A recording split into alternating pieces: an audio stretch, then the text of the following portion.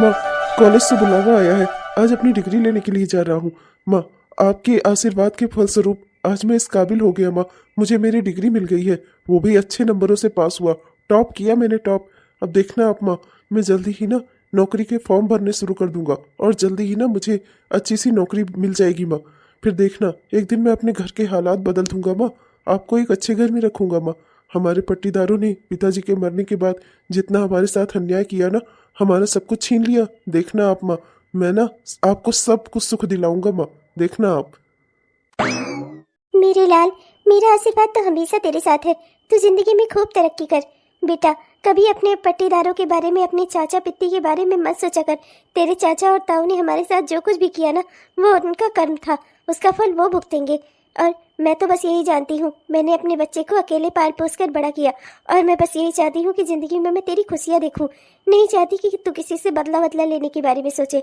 मेरा बच्चा, बस जिंदगी में तू आगे कदम बढ़ा। जिंदगी में अपने सब सुख हासिल कर अपने बल पर। तुझे किसी के सहारे की जरूरत नहीं है, न तेरे चाचा की न तेरे ताऊ की। ठीक है बेटा?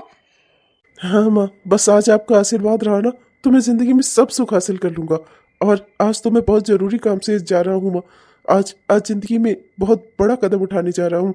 बस आपका आशीर्वाद मिल गया ना माँ, तो मैं जिंदगी में सारी खुशियाँ हासिल कर लूंगा। मेरा आशीर्वाद हमेशा तेरे साथ है। जो भी तुझे चाहिए हो, भगवान करे कि वो आज तुझे मिल जाए। एक बार तेरी नौकरी हो जाए मेरे लाल, फिर जल्दी ही तेरी शादी कर दूं। घर में मेरी बहू आ जाए। मुझे और कुछ नहीं चाहिए इस बुढ़ापे में। महलों के ख्वाब तो मैं कभी देखती ही नहीं। बस यही ख्वाब देखती हूँ कि मेरे बेटे की बहू आ जाए और मैं अपना पोता पोती को गोद में बिठाकर खिलाऊं। बुढ़ापे में ना मेरा सबसे बड़ा सुख यही है। क्या माँ, आप भी? माँ, इसी बात का तो इंतजाम करने जा रहा हूँ आज। कुछ कहा क्या तूने मेरे लाल? नहीं माँ, कुछ नहीं। मैं चलता हूँ माँ। देख रहे हैं जी, आपके इस दुनिया से जाने के बाद मैंने अपने बेटे को जैसे तैसे पाल पोस कर बड़ा किया, और आज मेरा बेटा कितनी बड़ी बड़ी बातें करने लगा है। देख रहे हैं आप हमारे लाल को तरक्की करते हुए? देखिएगा, एक दिन ये भी एक अच्छी सरकारी नौकरी हासिल करेगा। मेरा बेटा जिंदगी में खूब तरक्की करेगा। लो प्रतिमा, ये तो बेहद खुशी की बात है। तुम तो बहुत ही अच्छे नंबरों से पास हुई हो। मैं बहुत खुश हूँ तुम्हारे लिए। पर मैं नहीं खुश हूँ तुम्हारे लिए। तुमने इतने बेकार नंबरों से अपनी डिग्री हासिल की। कितना कहती थी कि तुम्हें पढ़ाई में मन लगा लो, लेकिन तुम्हारा मन तो पढ़ाई में लगा ही नहीं। अरे यार, छोड़ो इन सब बातों को। बंसल साहब का बेटा हूँ मैं। मुझे कुछ काम करने की जरूरत नहीं है। इतनी बड़ी फैक्ट्री, इतना बड़ा बिजनेस, सब आखिर किसके लिए? हम तो भाइयों के लिए ही तो है। हम लोग अपना आराम से उस बिजनेस में रह खा लेंगे। हमें काम करने की भी जरूरत नहीं है। काम तो वर्कर्स करते हैं, हम तो वहाँ के मालिक हैं, मालिक।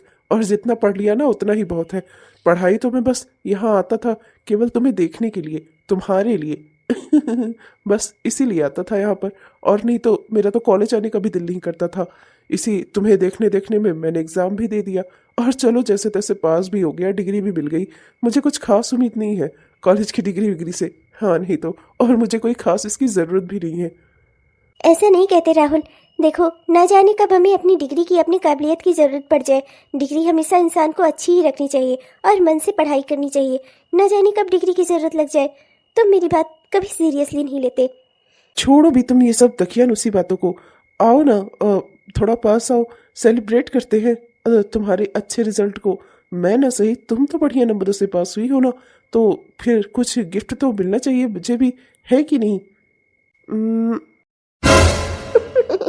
तुम ना बहाना ही ढूंढते रहते हो ये सब का। पर तुम्हें मैं एक बात अच्छे से बता दूं, ऐसा कुछ होने वाला नहीं है। ये सब ना शादी के बाद, समझे तुम? बड़े आए हैं रिजल्ट सेलिब्रेट करने। मैं अच्छे से जानती हूँ तुम्हारा रिजल्ट सेलिब्रेट करना। अगर ये सब करना है ना, तो शादी कर लो पहले। क्या यार, मूड खराब कर देती हो। जब देखो तब यही शादी शादी शादी। ठीक है, चलो कल के कल ही कर लेते हैं शादी। तुम्हें क्या लगता है कि मैं शादी नहीं कर सकता? बात वो नहीं है। बात यह है कि बंसल साहब बहुत बड़े आदमी है। तुम तो जानते हो अपने पापा को। और मैं एक मिडिल क्लास फैमिली से, जहाँ पर 3 बहनें हैं हम लोग। तुम्हारे पापा कभी भी इस रिश्ते के लिए तैयार नहीं होंगे। समझने की कोशिश करो, पहले उन्हें मनाओ। क्या वो इस रिश्ते के लिए कभी मानेंगे? मुझे तो नहीं लगता। मेरे पापा बहुत बड़े आदमी है, मानता हूँ मैं। पर वो मेरे लिए सब कुछ लाकर देने को मुझे तैयार रहते हैं, तो फिर मैं जिस पर भी उंगली रखूंगा वो उसी के साथ मेरी शादी करा देंगे। ऐसी भी कोई बात नहीं है कि वो इस रिश्ते के लिए तैयार नहीं होंगे। मैं बस बहुत हो गया, अब तो मैं शादी करके रहूंगा। और वैसे भी मैं तुम्हें दिखाना चाहता हूँ, तुम देख लो, मैं जो चाहता हूँ वो मैं हासिल करके रहता हूँ, समझी तुम? और मुझे कोई नहीं रोक सकता।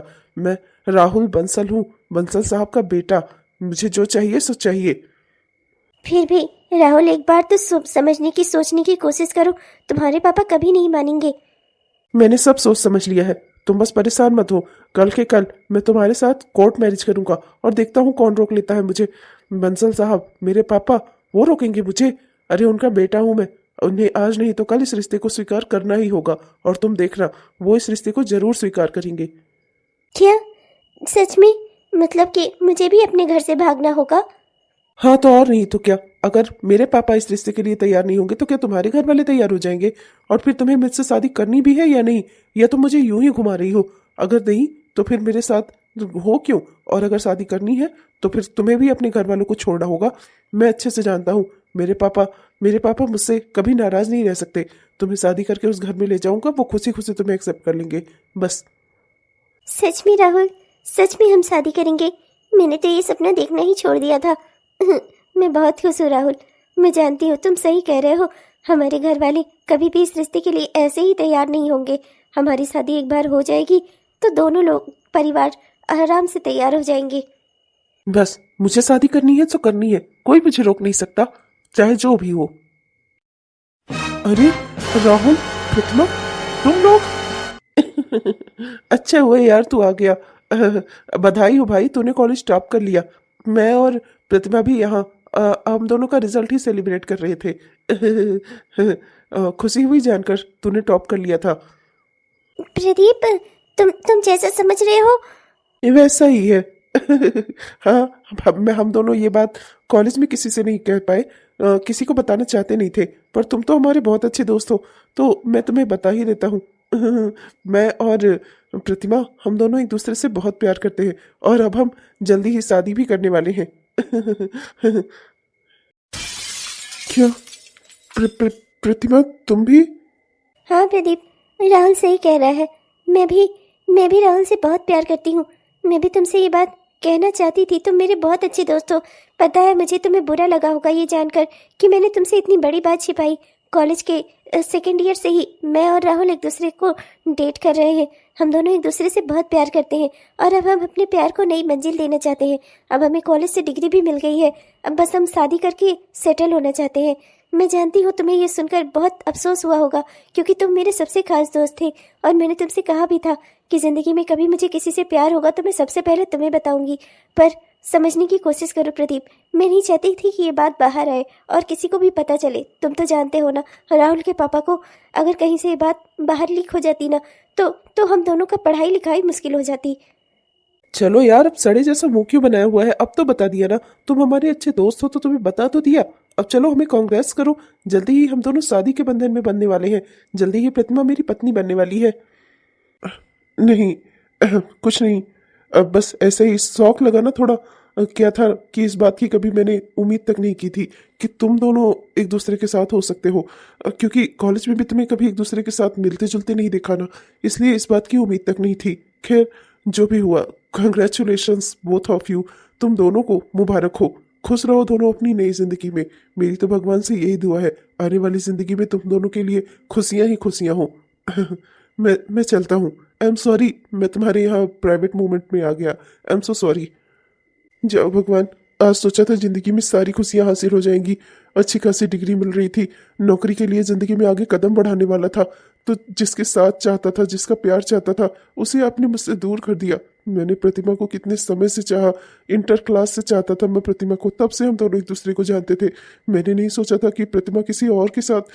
हे भगवान, आज मुझसे प्रतिमा हमेशा हमेशा के लिए दूर हो गई। प्रतिमा ने कभी मुझसे प्यार किया ही नहीं, वो तो राहुल से। खैर, क्या ही कर सकते हैं, जिंदगी में जब भगवान ही कुछ छीनने पर आ जाए तो इंसान भला क्या ही कर सकता है। कोई किसी से किसी को जबरदस्ती तो प्यार नहीं करवा सकता ना। यही एक चीज है जो इंसान चाह कर भी दूसरे से हासिल नहीं कर सकता। हम किसी को तो प्यार कर सकते हैं, पर कोई और हमें चाहे हम उसे मजबूर तो नहीं कर सकते ना। मेरे साथ हमेशा ऐसा ही होता है। जब जिंदगी में बचपन जीना चाह रहा था, उस समय पिताजी इस दुनिया से चले गए। माँ ने किसी तरह पाल पोस कर बड़ा किया। पढ़ना लिखना चाह रहा था तो गरीबी आड़े आ रही थी। किसी तरह से स्कॉलरशिप लगा लगा कर किसी तरह माँ की मजदूरी करने पर पढ़ाई कर सका। और अब जब जिंदगी में सबसे आगे कदम बढ़ाना चाहा, एक प्यार करने वाली का साथ चाहा, जिसे मैं प्यार करता था उसका साथ चाहा, तो भगवान ने मुझसे उसको भी छीन लिया। खैर कोई बात नहीं, इतने से भी मैं टूटूंगा नहीं। मैं अपनी जिंदगी में आगे कदम बढ़ाऊंगा। मेरा मकसद कुछ और है। मैं अपने मकसद से भटक नहीं सकता। मेरा मकसद है मेरी माँ को अच्छी जिंदगी देना, और मैं वही करूंगा। अब मैं अपनी जिंदगी अपनी माँ के लिए जीऊंगा। कोई बात नहीं, नसीब में प्यार सबके नहीं लिखा होता। मेरे नहीं लिखा था शायद। जब नहीं लिखा था तो जो मिल रहा है उसी में खुश रहूंगा। कोई बात नहीं, तुम दोनों एक दूसरे के साथ हमेशा खुश रहो। मेरी भगवान से यही दुआ है। मेरा जो कुछ भी था वो आज इसी जगह पर खत्म। आज से प्रतिमा सिर्फ राहुल की है। तुम्हें उसे अचानक से ही ऐसे सब कुछ नहीं बता देना चाहिए था। कुछ वक्त भी तो ले सकते थे ना। क्या जरूरत थी उसे सारी सच्चाई ऐसे ही बता देने की? हाँ, क्या जरूरत है मुझे दुनिया से छिपाने की? जब मैं खुलकर तुमसे शादी कर रहा हूँ तो अभी भी हमारे रिश्ते को छिपाना क्यों है तुम्हें? वैसे भी ये लप्पू झन्ना जब देखो तब तुम्हारे आगे पीछे ही डोलता रहता था, इसीलिए इसे सच्चाई बताना जरूरी था।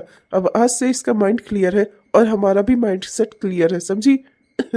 चलो अब तुम क्यों इस सड़े जैसा मुंह बना रही हो? कल तो हम शादी करने वाले हैं ना, तो खुशियां मनाओ नई दुल्हन की तरह। खुशियाँ मनाऊं?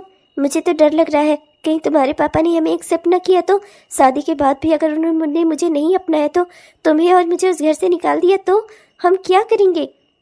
ओहो पागल मत बनो। तुम कॉलेज की सबसे खूबसूरत लड़की, और मैं तुमसे प्यार करता हूँ।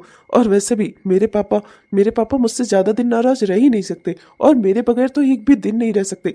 वो मुझे उस घर से कभी नहीं निकालेंगे, समझी तुम? बेकार में ही खुद भी परेशान होती हो और मुझे भी परेशान करती हो। बस कल के कल शादी की तैयारी करो। तुम चाहती भी हो मुझसे शादी करना या नहीं, जो बार बार नए नए बहाने ढूंढ रही हो? हाँ, भगवान करे कि ऐसा ही हो। क्या लगा तुझे? हाँ, क्या लगा? ऐसे ही सड़क छाप किसी लड़की को उठाकर ले आएगा और कहेगा ये हमारे घर की बहू है, तो क्या हम उसे अपने घर की बहू मान लेंगे? मैं इस लड़की को हर किसी इस घर की बहू नहीं मानूंगा, समझा तू? अरे तेरी शादी किसी अच्छे खानदानी जगह करवाता, पर तूने तूने तो एक कूड़ा करकट बटोरने की कसम खा रखी थी ना।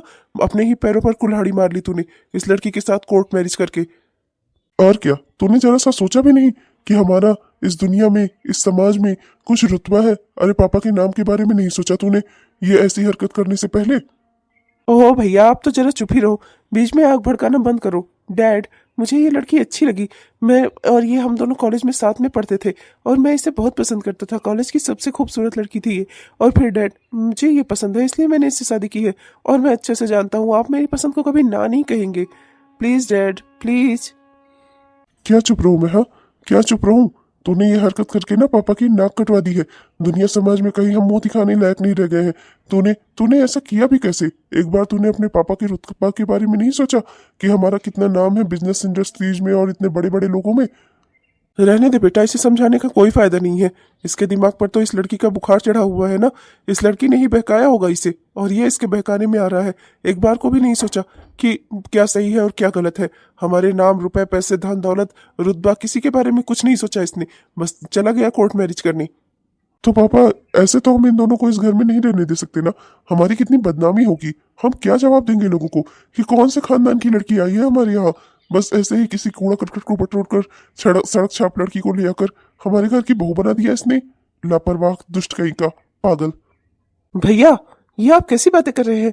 इस घर में नहीं रहेंगे तो हम कहाँ जाएंगे? जहन्नुम में जाओ, उससे मेरा मतलब नहीं है। तूने इस एक बार भी इस लड़की के साथ कोर्ट मैरिज करने से पहले हम लोगों के बारे में सोचा? हमारे नाम के बारे में सोचा? अगर तू इस लड़की के साथ मंदिर में भी कहीं शादी करके आता ना, तो मैं इस शादी को यहीं का यहीं रद्द करवा देता। पर कोर्ट मैरिज करके ना तूने अपने पाँव पर कुल्हाड़ी मार ली है। अब जा, इस घर में तेरे लिए कोई जगह नहीं है। जब मेरी इच्छा और मेरी ना इच्छा तेरे लिए कोई मायने ही नहीं रखती, तो फिर ठीक है, मेरे इस घर में भी रहकर क्या करेगा तू? निकल जा मेरे इस घर से। इस घर में ना तो इस कूड़े करकट के लिए कोई जगह है और ना ही तेरे लिए, समझा? अपने इस कूड़ा करकट को बटोर और निकल जा इस घर से। डैड प्लीज, ये आप कैसी बातें कर रहे हैं? आप ऐसा बिल्कुल नहीं कर सकते। मैं तो आपका सबसे लाडला बेटा हूं ना। मेरे बगैर कैसे रहेंगे आप? आपकी तो सुबह भी मुझसे होती है और रात भी, तो डैड मेरे बगैर आप कैसे रहेंगे? डैड प्लीज समझने की कोशिश करिए, मैं इससे प्यार करता हूँ। सब हो जाएगी, मेरी सुबह भी, मेरा दिन भी, मेरी रात भी। मेरा एक बेटा और है, मैं तेरे सहारे पर ही नहीं जिंदा हूँ, समझा तू? और वैसे भी ये घर, ये बिजनेस सब कुछ मेरा खड़ा किया हुआ है। मैं मिस्टर बंसल हूँ, मेरा नाम है चारों ओर, समझे? ये सब कुछ मैंने अपने मेहनत से बनाया है और इसे मैं अपने नाम को यूं ही तुझे खराब करने नहीं दूंगा। अब जब तूने इस लड़की के साथ कोर्ट मैरिज कर ही ली है ना, तो जा अपना रिश्ता इसी के साथ निभा। हम लोगों से आज से तेरा कोई रिश्ता नहीं है और ना ही इस घर से। ये घर मैंने बनाया है और मेरा एक बेटा और है अभी। मुझे तेरे सहारे की जरूरत नहीं है। अपनी इस दुल्हन को उठा और निकल जा इस घर से, समझा? डैड, डैड ये आप कैसी बातें कर रहे हैं? डैड प्लीज, प्लीज समझने की कोशिश करिए। मैं कहाँ जाऊंगा? मैं तो अभी कुछ करता भी नहीं हूँ डैड, आप तो अच्छे से जानते हैं। ये मेरा भी तो बिजनेस है, आपकी हर चीज पर मेरा भी तो अधिकार है। Dad please. बिल्कुल नहीं है, ये कोई पुश्तैनी घर और पुश्तैनी बिजनेस नहीं है। ये सब मैंने अपनी मेहनत से बनाया है। तेरा कोई अधिकार नहीं है। जब तू मेरे कहे में चल नहीं सकता तो फिर मैं तेरे लिए बिजनेस और घर क्यों छोड़ूंगा? निकल जा मेरे इस घर से। आज से तेरा मेरा कोई वास्ता नहीं। बस इस लड़की के साथ अपने शादी के रिश्ते को निभा और भूल जा हमें। चल जा यहाँ से, भाग। नहीं डैड, आप ऐसा नहीं कर सकते। डैड मेरी बात सुनिए डैड। आप रहने दो डैड, मैं इसे समझाता हूँ। चल निकल यहाँ से, चल जा। जब इस कूड़ा करकट से कोर्ट मैरिज कर रहा था तब तुझे नहीं समझ में आया? एक बार पापा से न सही मुझसे तो बात कर लेता।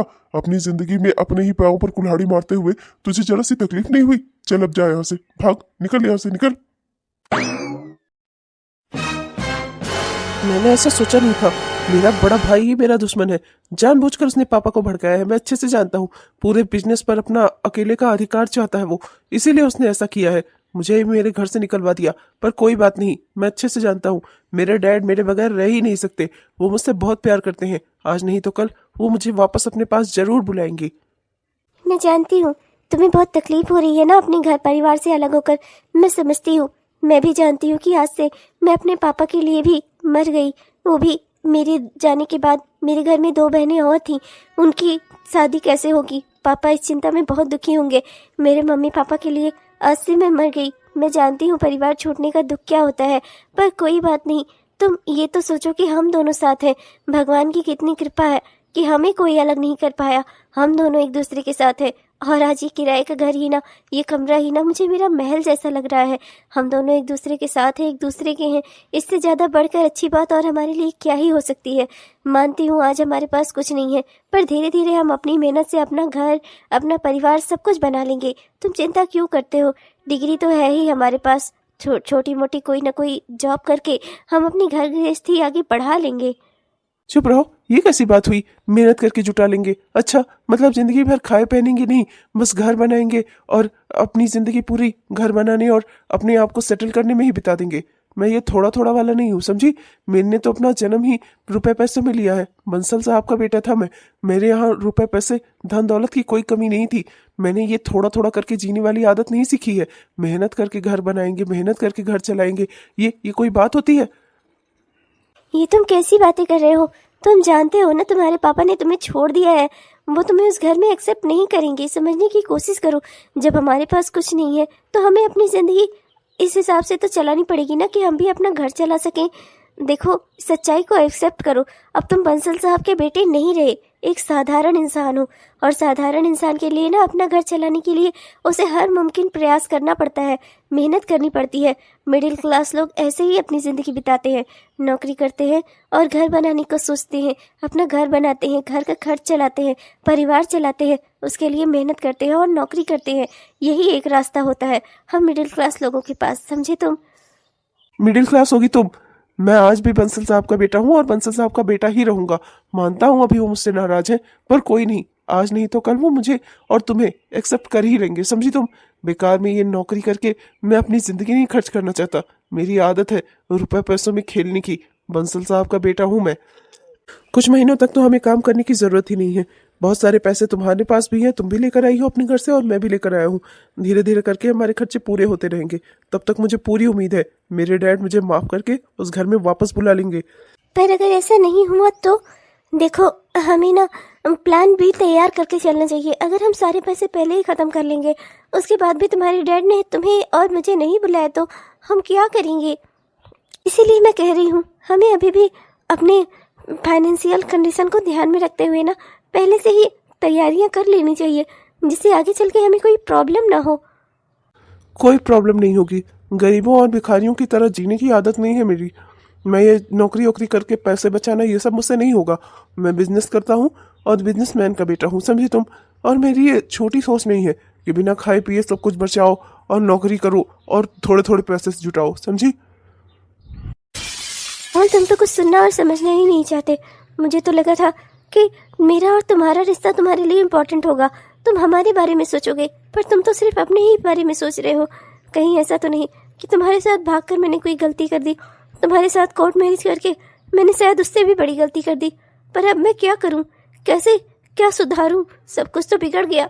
मुझे अपने घर से नहीं भागना चाहिए था, तुम्हारे कहने में नहीं आना चाहिए था। मुझसे गलती हो गई, अब मैं क्या करूं?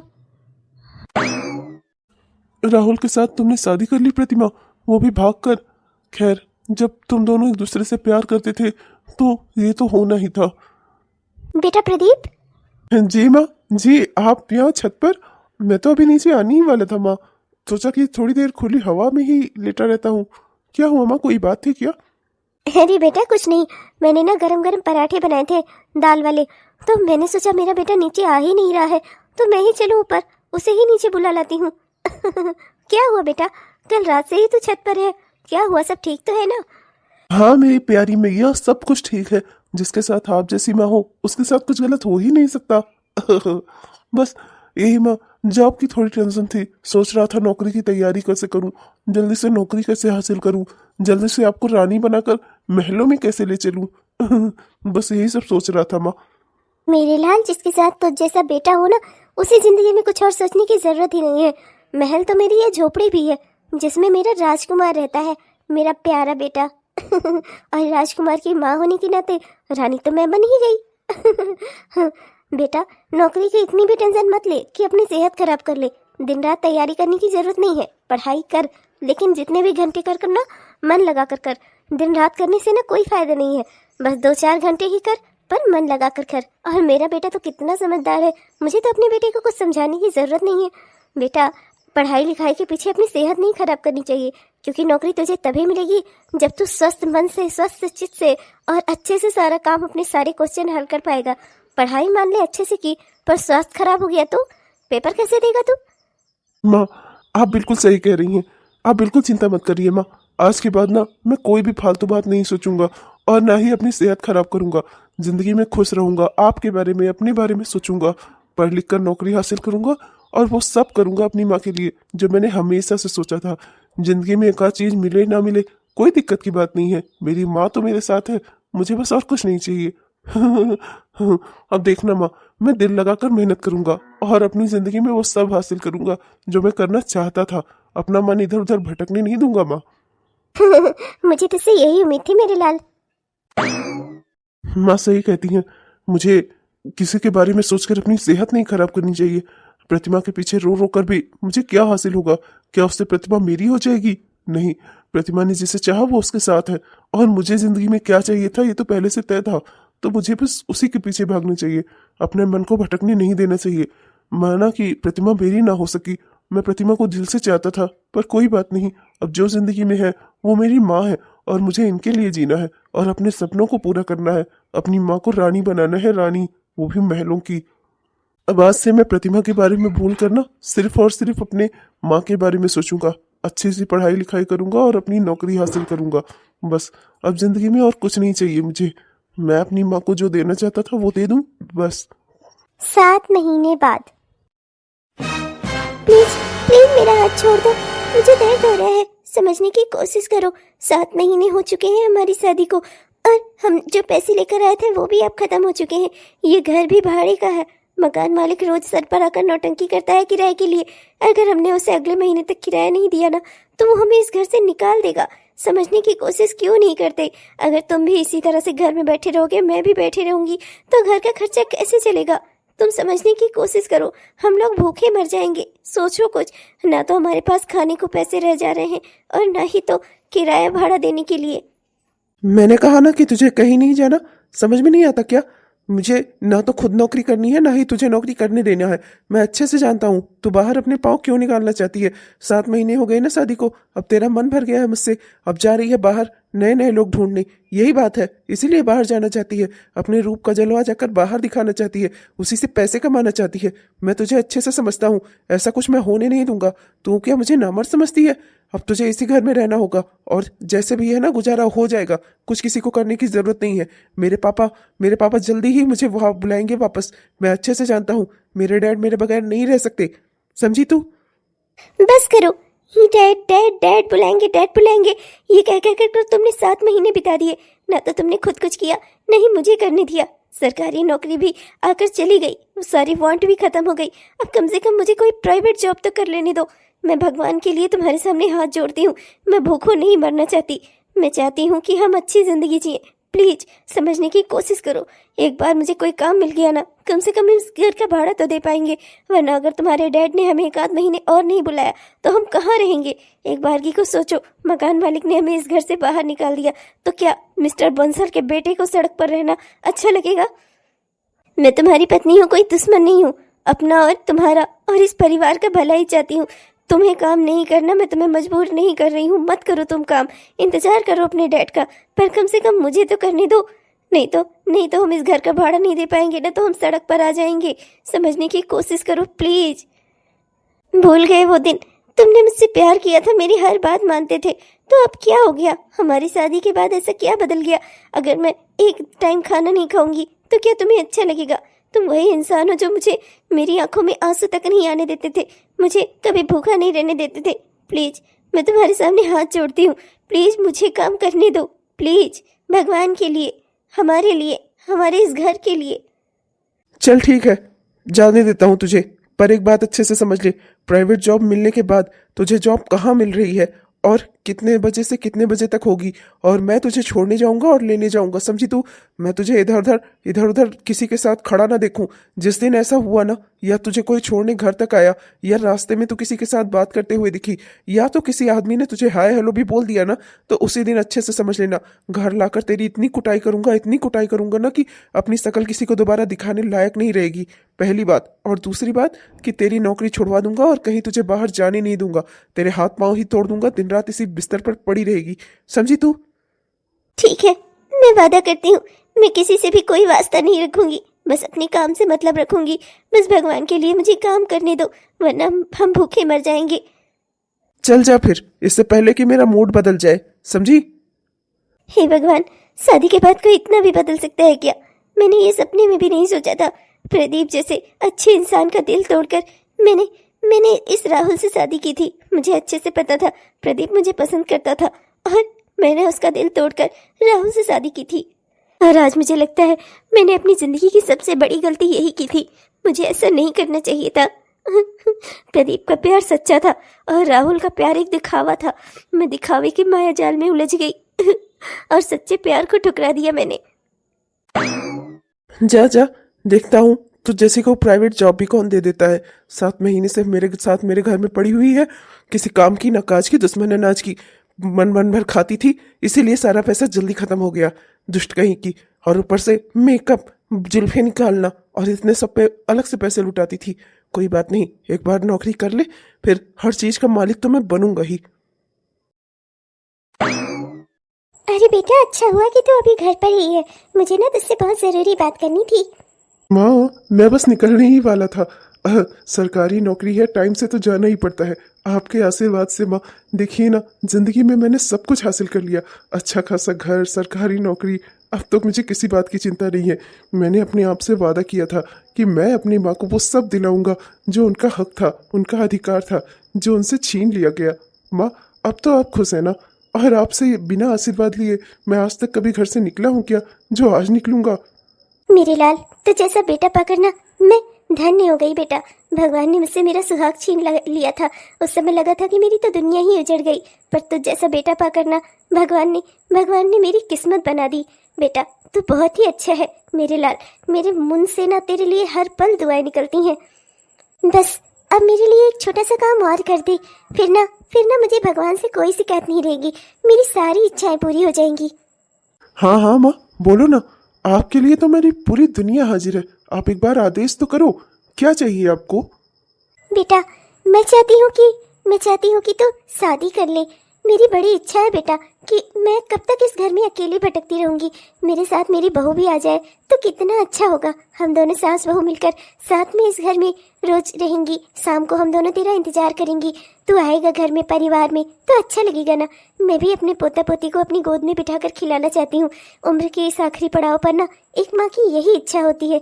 मेरी बस अब यही एक इच्छा पूरी कर दे बेटा। ये इच्छा ना मेरी तेरे धन दौलत महल सारी इच्छाओं से बड़ी है मेरे लाल। पर माँ, इतना जल्दी? अभी अभी तो मेरी नौकरी लगी है, अभी कुछ समय तो रुक जाती हैं आप।